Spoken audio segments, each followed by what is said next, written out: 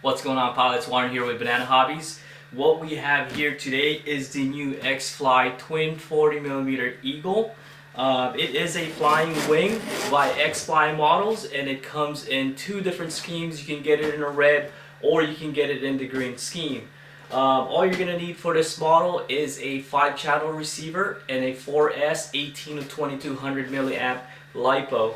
Now, wingspan wise, this model is 40 millimeters inches in length with a flying weight of 650 grams. It does have twin 40mm EDFs with 12 blades running off of 5000 kV motor and twin 20 amp ESCs. So let's go ahead and get this thing out of the box and take a closer look.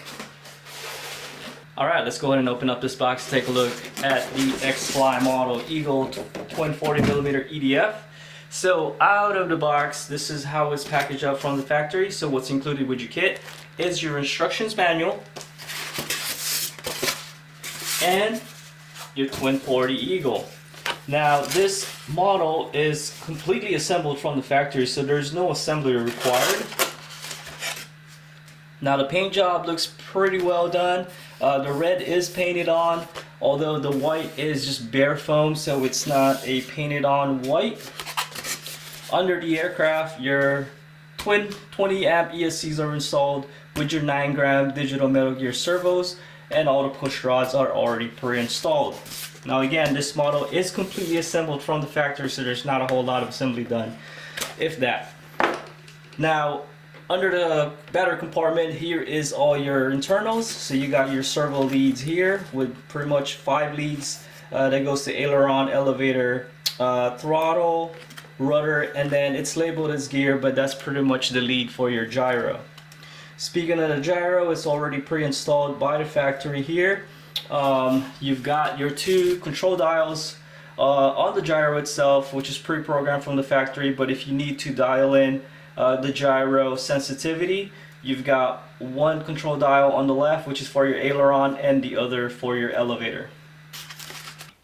Alright guys, so we're pretty much all set up. We've got our receiver plugged in, all the servo leads plugged in, so pretty much your aileron plugs into channel 1, elevator to channel 2, throttle on 3, rudder channel on 4, and then your flight mode or your gyro switch on channel 5. I do have the 4S 2200 milliamp installed as far to the nose as possible, and then the gyro light is steady on. So now the different flight modes for gyro, the gyro itself is the red light. Once it is in steady on, that is in flight stabilization mode. With the light being turned off, that means that the gyro is off.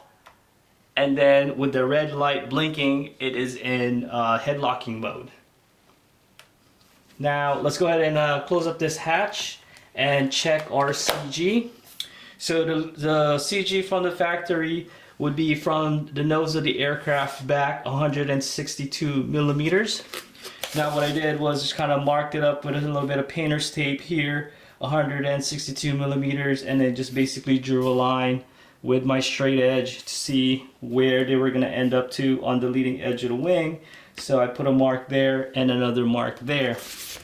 Now those marks just so happen to line up with the second stripe here on both sides of the wing, so that kind of makes it for an easy, quick spot check on your CG. So with that 2200 milliamp LiPo, we are pretty much almost dead on with that CG.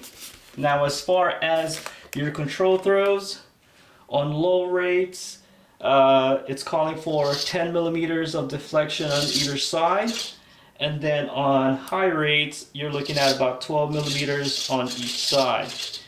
Elevator wise, 8 millimeters up and down, and then 12 millimeters up and down on your elevators.